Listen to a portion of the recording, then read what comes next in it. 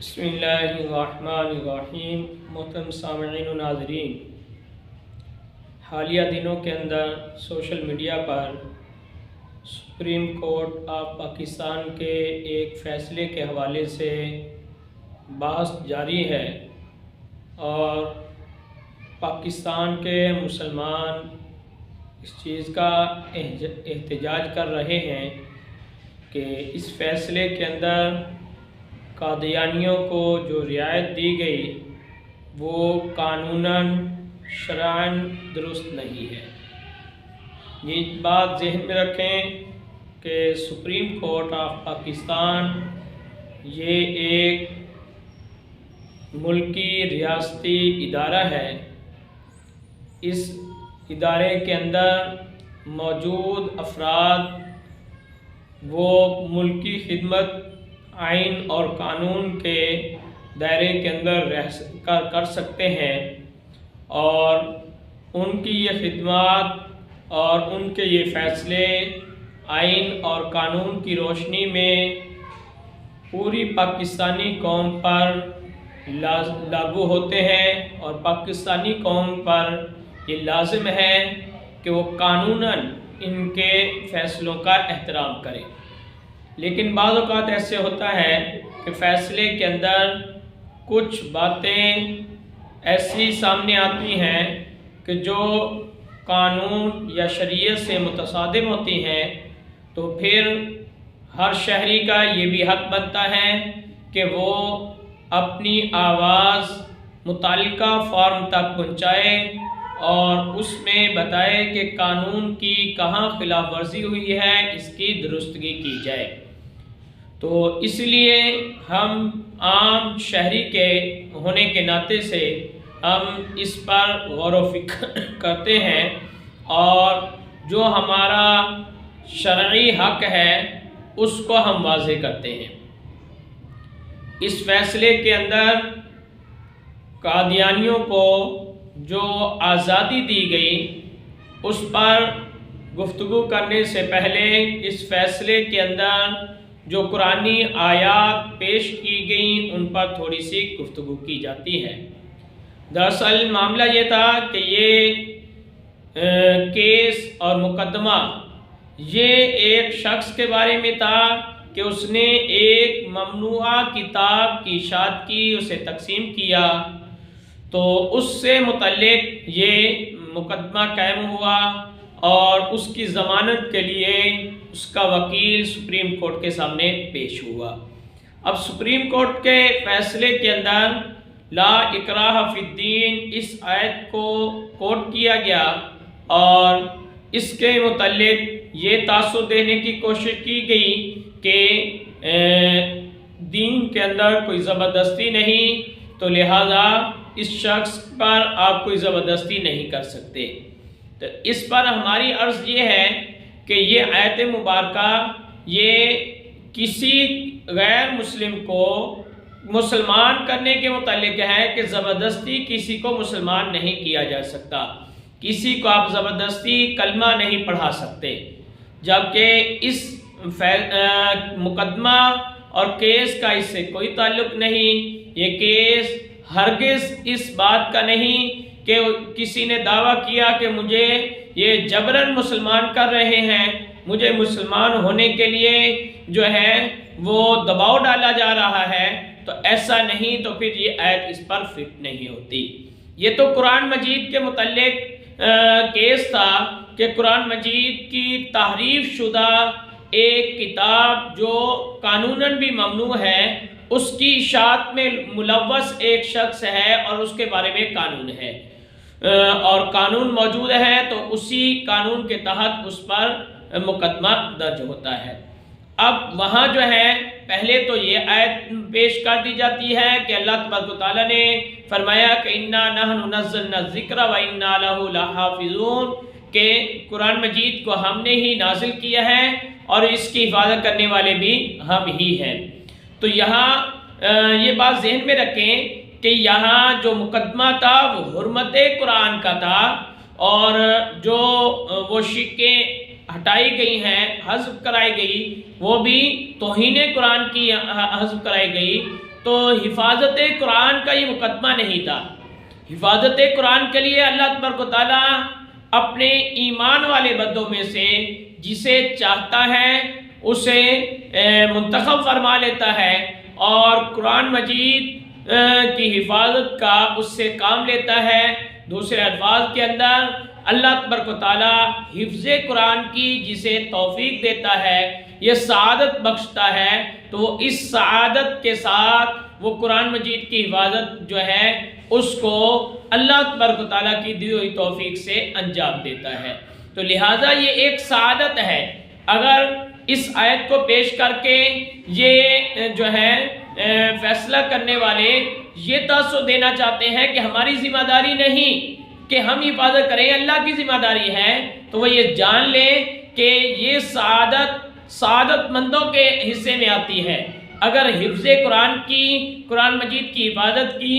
آپ کو سعادت حاصل نہیں ہوئی تو پھر آپ جو ہے اپنی قسمت پر دیکھیں، اس پر یہ مت کہیں کہ یہ تو صرف اللہ تبارک و تعالیٰ کی ذمہ داری ہے، ہمارا تو اس میں کچھ نہیں ہے۔ یہ اِنَّا لَهُ لَحَافِظُونَ، حافظون جو ہے نا، یہی حافظ جو حافظ قرآن ہمارے معاشرے کے اندر پائے جاتے ہیں، یہ حافظ کی جمع سالم ہے، اسی کی جمع سالم ہے، اسی کا جمع کا صیغہ ہے۔ ہم اسے حفاظ بولتے ہیں، وہ جمع مکسر کا صیغہ ہے۔ تو بہرحال اس پر یہ بھی کہا جا سکتا ہے کہ اگر یہ لوگ اس طرح کہتے ہیں کہ ہماری کوئی ذمہ داری نہیں، یہ تو اللہ تعالیٰ کی ذمہ داری ہے، تو یہ تو وہی بات ہوئی جو بنی اسرائیل نے حضرت موسیٰ علیہ السلام سے کہا جب قتال کا وقت آیا، تو انہوں نے کہا کہ آپ اور آپ کا رب جا کر قتال کریں، ہم تو یہاں بیٹھے ہیں۔ تو یہ تو حفاظت سے برات کا اظہار کرتے ہوئے یہ اس طرح کا جملہ بن سکتا ہے، اس پر غور کیا جائے۔ اور اس کے بعد اب آگے معاملہ یہ ہے کہ اس شخص پر جو مقدمہ ہوا تو اس پر ایک یہ بھی پوائنٹ ساتھ شامل کیا گیا کہ یہ قانون جو ہے بعد میں بنا، جرم 2019 میں ہوا، قانون 2021 میں بنا، جبکہ ایسا نہیں ہے۔ حقیقتاً دیکھا جائے تو قانون 2011 سے بنا ہوا ہے۔ قانون اس وقت موجود تھا جب یہ 2019 کا جرم جو ہے بتایا جا رہا ہے، اور 2021 میں تو اس کی سزا میں کچھ اضافہ ہوا ہے، یعنی ایک عاشق کے اندر اضافہ کیا گیا ہے۔ وہ قانون پہلے سے موجود تھا، وہ کتاب ممنوعہ پہلے سے موجود تھی، اس کتاب کا مواد ممنوعہ پہلے سے موجود تھا، تو ممنوعہ عمل کرنے والا وہ ملزم وہ اس جرم کا جو دفعہ ہے اس پر جاری ہوگی، یہ اس پر لگے گی۔ اور اس کے بعد معاملہ یہ ہے کہ 2019 میں اگر یہ کام ہوا تو یہ تو مسلسل تباہ ہوتی رہی، یہ کتاب یہ تو مسلسل جو ہے وہاں تقسیم ہوتی رہی، وہ ان کے ہاں شامل رہی۔ تو 2021 میں قانون بنا، اس وقت بھی موجود تھی، 2022 میں مقدمہ ہوتا ہے اس وقت بھی موجود تھی، اور اس سے بڑھ کر جب جو ہے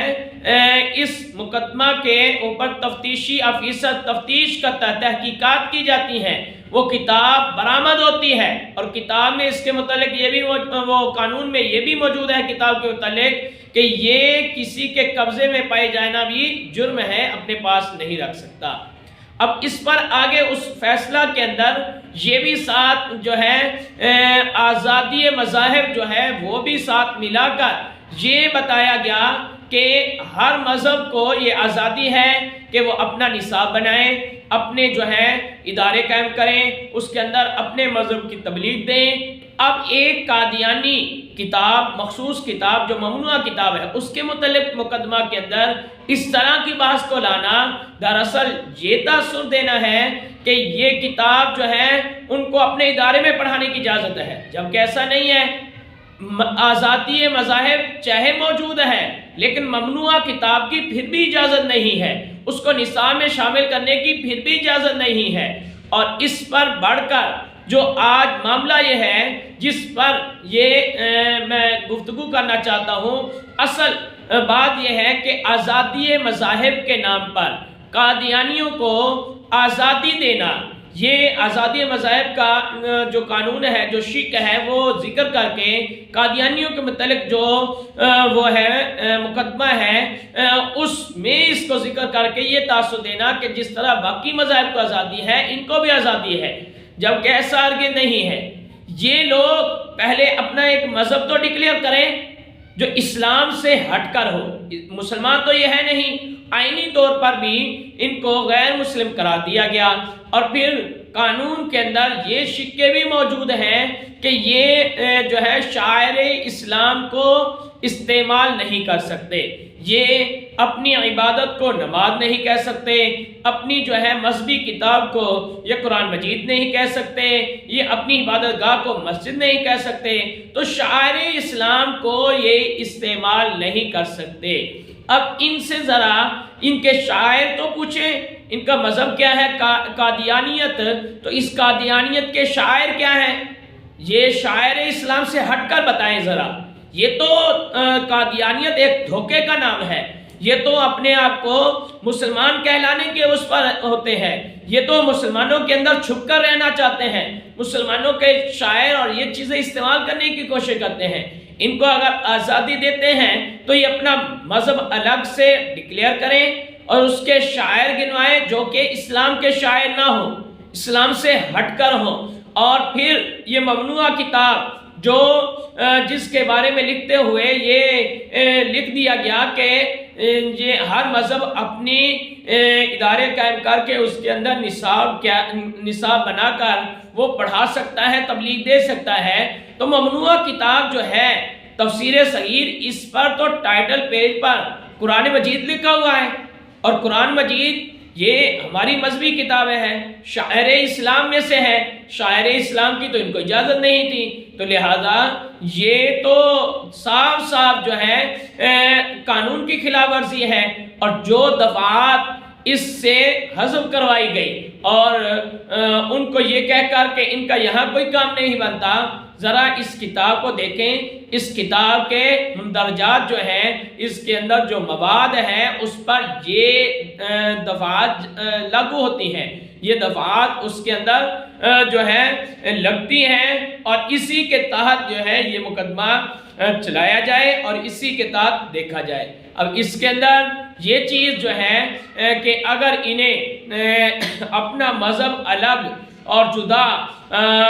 کیے بغیر اگر اجازت دے دیں اور کہیں کہ ٹھیک ہے ان کا اپنا مذہب ہے، جیسے مرضی کریں، تو یہ تو اسی طرح ہوگا کہ آپ جو ہے سورۃ الکافرون جو ہے وہ کسی کو پڑھنے کی اجازت دیں اور اسے آزادی دیں،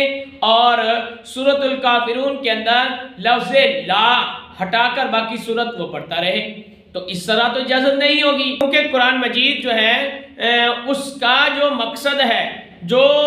سورۃ الکافرون کا مفہوم ہے، اگر لفظ لا ہٹا کر آپ اس کی تلاوت کریں گے تو وہ بالکل الٹ ہو جائے گا، وہ تو سارا مقصود فوت ہو جائے گا۔ تو یہی حالت ہے کہ ان لوگوں نے یہ تفسیر صغیر کے اندر یہی کام کیا ہے، جگہ جگہ پر وہاں جو ہے تحریف کر کے مرزا غلام احمد قادیانی کے لیے گنجائش نکالی گئی ہے، تو وہ تحریف مانوی کا وہاں ارتکاب کیا گیا ہے، تو اس کی اس طرح اجازت نہیں دی جا سکتی۔